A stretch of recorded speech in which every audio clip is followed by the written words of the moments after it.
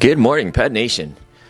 Today, I wanted to talk about something that happened literally the last 48 hours.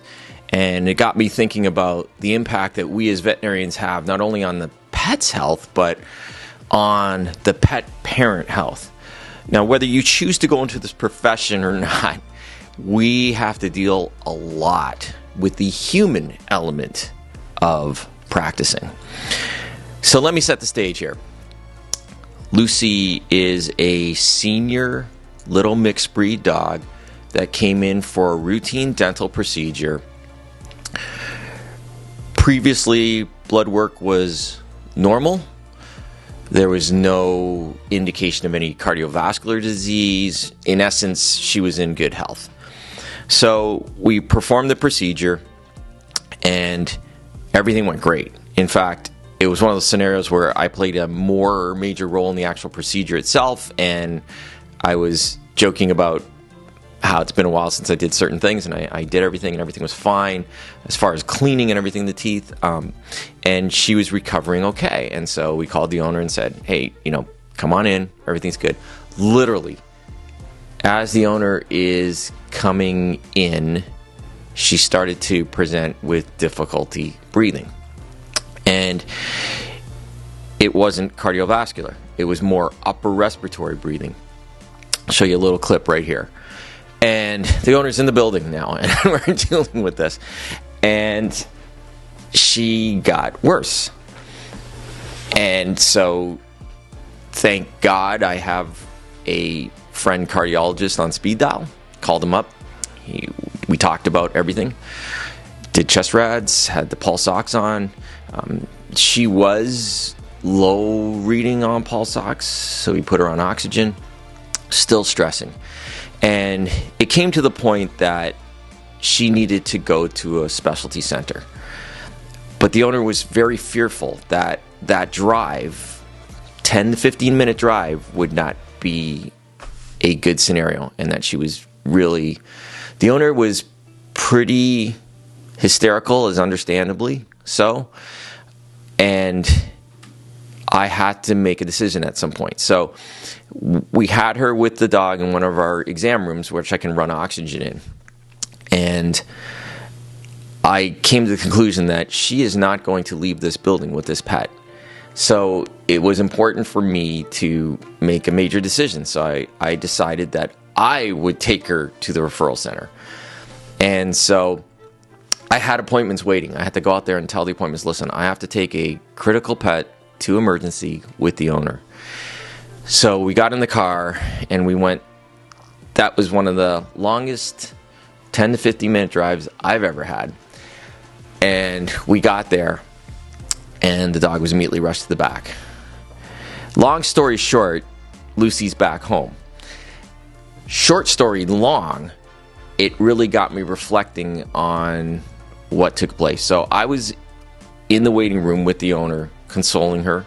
We were talking about potentially that there was a clot that could have happened. There was an allergic reaction, that there was an underlying sinister disease that was leading to things. So we were talking about a poor prognostic situation here. But luckily, everything just turned around. And so it's still up in the air exactly what happened, whether she just worked herself up into a frenzy or she had an allergic response. But she was, at that time, she was placed under general anesthesia again, boluses of propofol they replaced the endotracheal tube, and her respiration rate was super fast. And the next 6 hours were critical.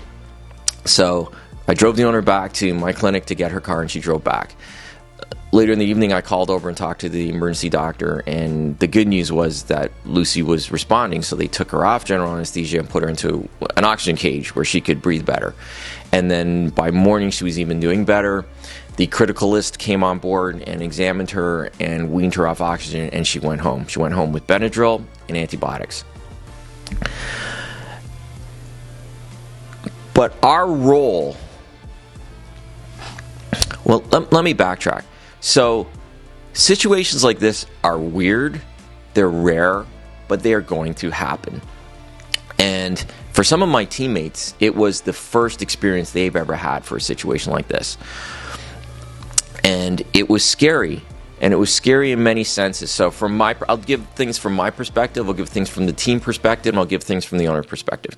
So from my perspective and the team's perspective, you're always dealing with what could we have done, or what potentially did we do wrong?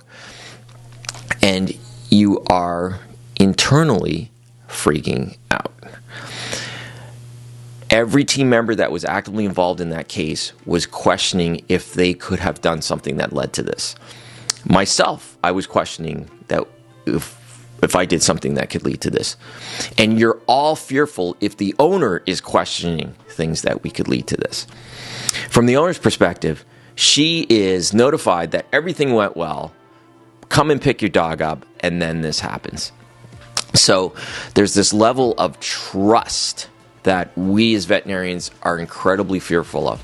A good colleague of mine, Dr. Garrett Packinger, who's a criticalist, said that you have this bank of trust with the client. So every good thing you do with the pet deposits into this bank account. And so then when things happen, you have this buffer. I don't know this client well. She's a new client. And so I didn't have a large bank account with her. And it was incredibly stressful for the team and for myself to deal with this. Then you're dealing with the client themselves is undergoing incredibly stressed because her pet could die. And so it's one of those scenarios that you just have to deal with the human element. Again, whether you got into this profession or not, you have to deal with that human element. And so I'm sitting in the waiting room with her, consoling her, and come back to the clinic, and it's pretty somber. We're all talking about this. And the change in attitude after everything worked out for the best is amazing, but it may not have. And again, the fear is still there. And so I talked to the criticalist just before discharge, and everything's great. And the criticalist said she had just talked to the owner like 15 minutes ago. So I was going to wait because I wanted things to process. But before I could call the owner later, the owner actually called me. And so it's one of those moments where you're wondering, okay, what are they thinking? And this is very emotional for me. The owner was very grateful for everything we did. And so you just have this wave of emotion going through you about how things could have been, but how things are. And so I'm very grateful. I'm grateful that Lucy's okay. I'm grateful that the team is stable and more confident in what we do. We did nothing wrong. I gotta pause, sorry.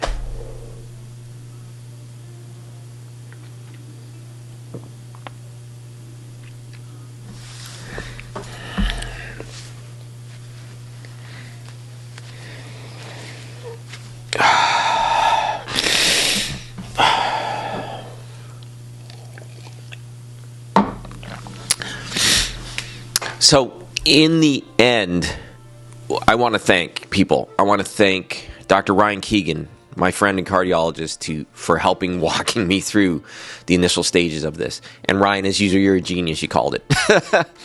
I want to thank Dr. Patel, the emergency vet at Red Bank Veterinary Hospital, Hillsborough, who, even though you're 3 years young in the profession, phenomenal. You walked us through the case. When you sat down and talked to the client in the waiting room, you were amazing. The team members that were there that I interacted with, amazing. The confidence that I have in referring a pet to Red Bank is amazing. And Dr. Matan, speaking with you, it's been a while since we spoke, but you put everything in perspective, you clarified any questions, and as usual, you did immaculate work. So I'm grateful. And the team is grateful, and I'm thankful for the team because one of the team members cued me on recovery that there was something going on with Lucy. So Carrie, thank you. And thank you to Lucy's mom, who trusts us and continues to trust us for our medical care. So that's it. And I hugged my dog so much more that night. grateful that she's healthy. And so that's it. So remember, everyone, love your pet like they love you unconditionally. Thanks for listening. Have a great day.